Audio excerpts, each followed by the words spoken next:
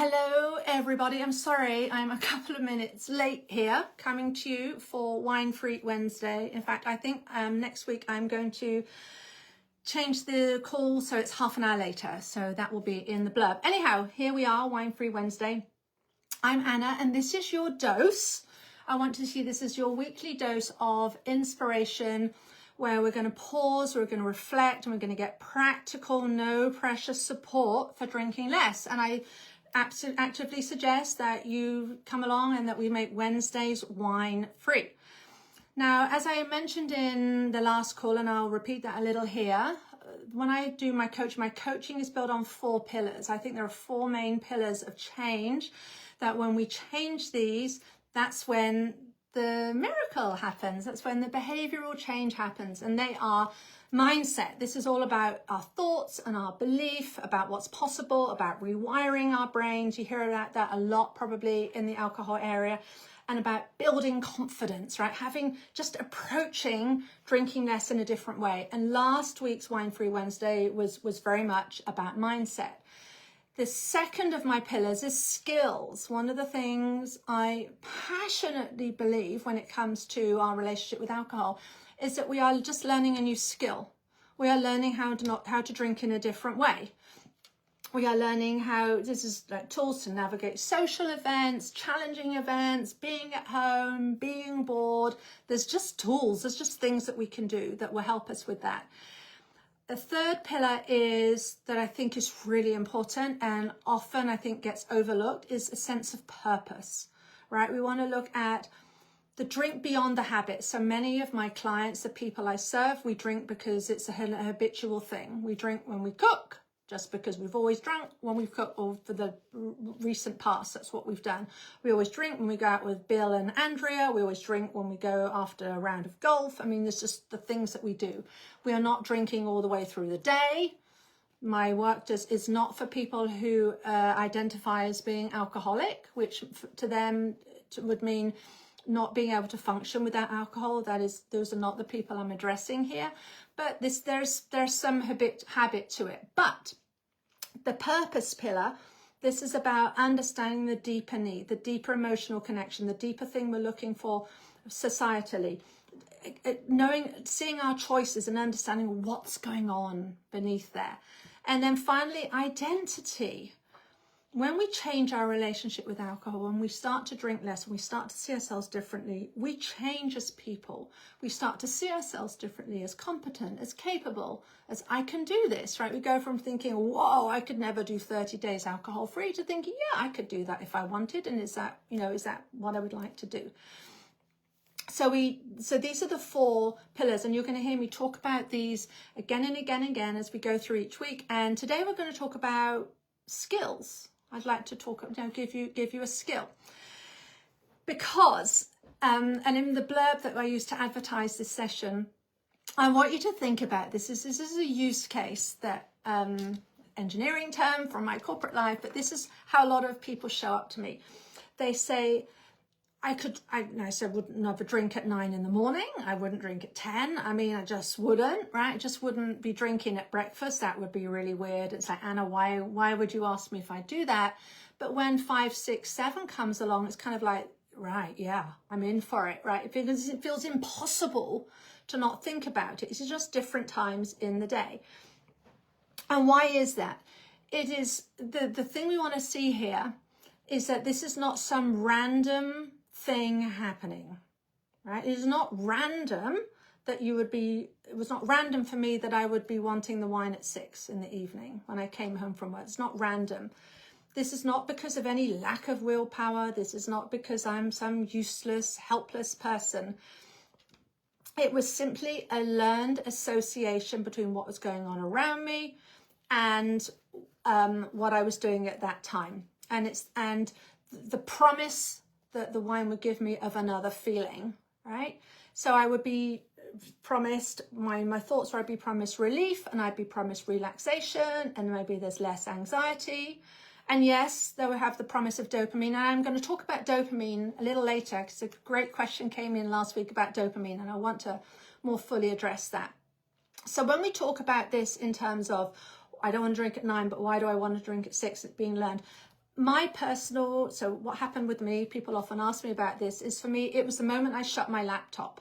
Right, I shut my laptop and that click signaled, well done, it's time for the reward. I deserve this, I earned this, I worked really hard today. Right, it wasn't some physical thing going on for me there. I was craving the shift, right, the exhale, the change in energy.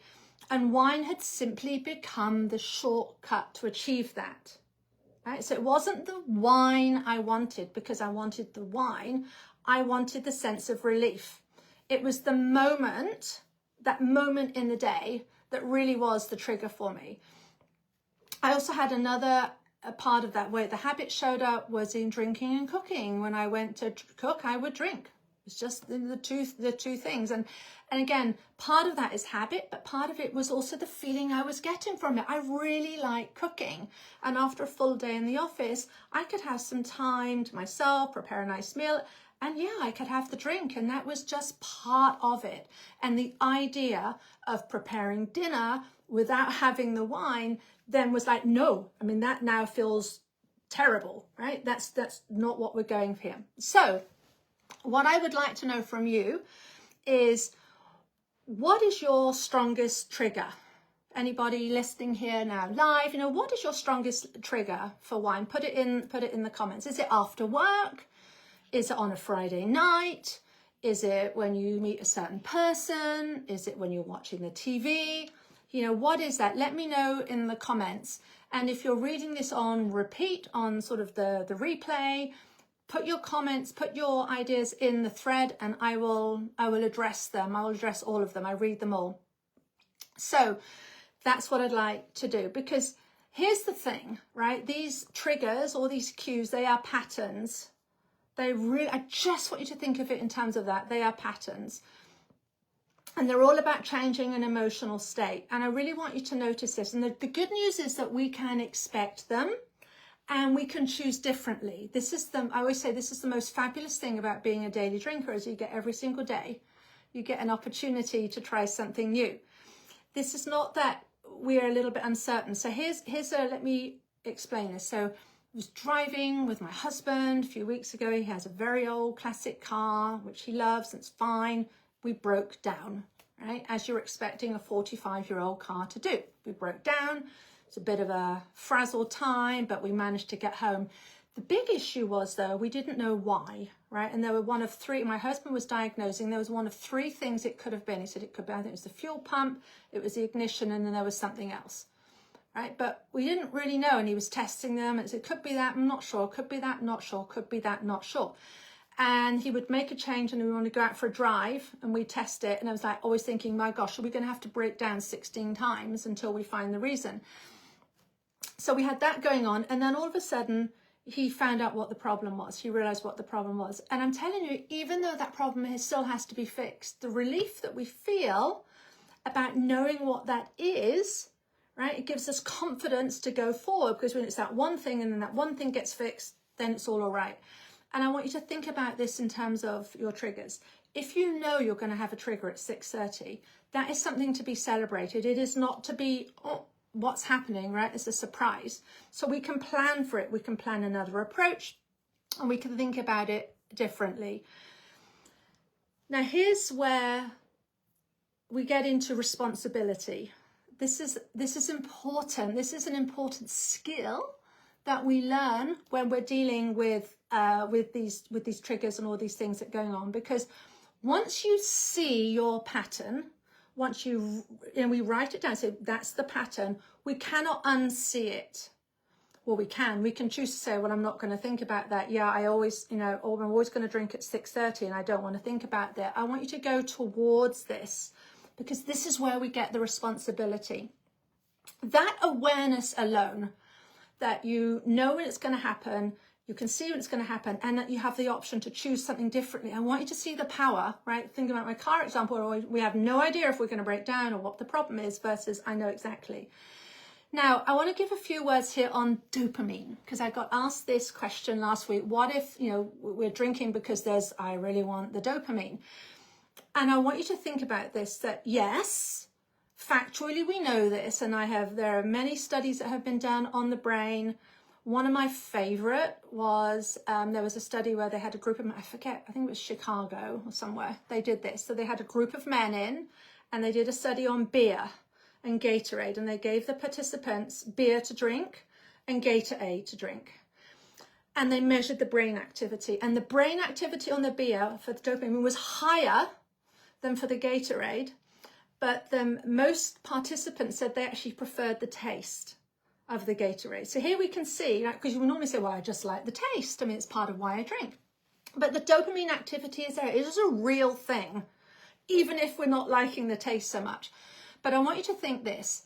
We have the choice of saying, well, it's dopamine I'm going after, and so we can kind of feel a bit helpless about that. Or we can say, well, it's actually really helpful to know that there's dopamine. And I can see scientifically that's what's happening. And do I want to be a passenger to the dopamine, or do I want to say I'm going to accept that I'm going to have big dopamine activity and I'm still going to take action? I'm still going to be responsible for myself. So I'm saying, well, we're not fighting. We're not fighting the reality, because it's pointless fighting reality. We know alcohol creates a huge dopamine response, but that's okay. We all have that. We just want to work with it and say, okay, I'm going to take action despite knowing that. So, and this is a skill, right? Doing all this stuff, this is a skill, because what I'm talking about, it might sound really, really simple, but when we're in the moment, when it's kind of the drinks are on and we're really exhausted, we want to have a drink, we've got to think about all this stuff. So, I don't want to do that. So here's my question. Here's the thing I want you to work on this week. It's one simple question here. I want you to ask, see if you can do this as we go through the week, and maybe multiple times in a night. What's really going on before the wine shows up? And you might have to back this out a little bit, right? So if you normally drink at 6:30, what's really going on for you at 5? What's really going on for you at 5:15? What's really going on for you on your drive home, right? That would just be my example, but obviously tailor this to your life. What's really going on? This builds on what we spoke about last week, and if you haven't, go ahead. The video for last week's Wine Free Wednesday is obviously further down the feed. Last week I had you tracking, just starting to get into the habit of tracking your cravings, when, what, who you're with, and all the rest of it. And if you didn't do that, I want you to do that. But this week, by asking this question, what's really going on before the wine shows up, we're getting curious about the patterns behind the craving, right? This isn't to fix it. This is to understand it, because we're putting in place here the building blocks. It sounds so simple, but honestly, this is a skill. This because people often say, well, how would I do that? How would I know? I don't know. I was just feeling like I normally do after work, right? So just get used to asking yourself these questions. Start understanding, so what is the craving responding to? Is it stress? Maybe it isn't stress. Maybe it's joy. You have joy. Maybe you love driving, and then the idea of driving home gives you joy. Is it maybe resentment? I've got to do the cooking. No one helps me around here. I am doing the cooking again. I'm going to jolly well enjoy this. Is there a reward loop? What is going on? Just recognizing this is important, because so often when we talk about alcohol, we say we just got to not have the drink. It's all about the drink. It's all about the action of drinking. But if we can crack this piece beforehand, get awareness so we can understand what's going on, that gives us so much power. Because it is not about the wine. It is all about what the wine is standing for, or whatever you drink. It's not about the beer. It's about all the things that we assign to that beer, the responsibility we're giving to that.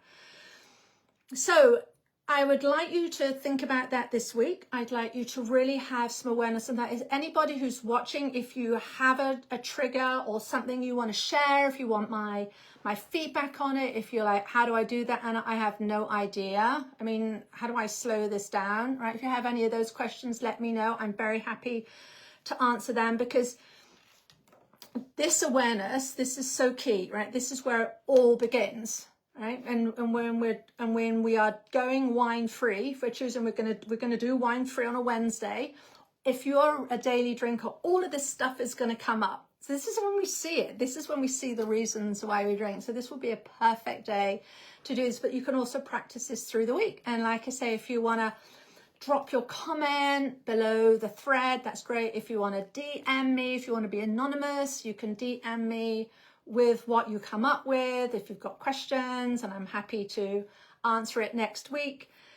So there we go. So that's what we're going to cover this week. And really, if this is a taste of the kind of thing I do, and if you want support mapping your personal relationship with alcohol, your triggers, your what's happening for you, your confusions, all of those things, and to build a new habit cycle that builds your life, this is the work I do, and I offer free discovery calls, right? So you can meet with me, and I'm on the call. I will tell you, we'll look at where you are, where you want to be, and I will build the plan to get you to where you want to be. It's absolutely no strings attached. I don't work with everybody, but this is where we start to see, because how it's going to show up for you is very different. And even if you decide not to work with me, that call itself you will leave having information. You will leave knowing what you need to do, and you will leave knowing why you are where you are, right? You won't be able to say, well, I don't know anymore, I'm confused, because we will absolutely we will winkle out that confusion, because I help people to just take action on this, just take decisions. It's about creating space for that conversation with yourself. And you can book that by going, I think it's on my website, 90dayslater.co, or you can email Anna at 90dayslater.co, or even drop a comment below that says, I'd like to do that. I want to chat with you, Anna, let me know, and I'll set it up. All right, so this has been this week's Wine Free Wednesday. Unless anybody watching has got any comments, this is in case nobody has told you, this isn't that anything is wrong with you. I really, really, really vociferously want to give that message, right? We are just done with what's not working. And if your current relationship with alcohol is not working, totally fine. We can change that. You have the option. There are options out there. There is help out there. So if anybody let me just see if anyone has got any comments here. Oops, I don't think so. Okay, totally fine. So that was this week's edition of Wine Free Wednesday. I will be here next week. Like I said, I'm going to boot the call. I'm going to make it half an hour later, probably. So look out for that on Facebook, and I'll mention this on Instagram too. And I'm Anna, and I would love to help you change your relationship with alcohol. Thank you very much, and I'll see you next week.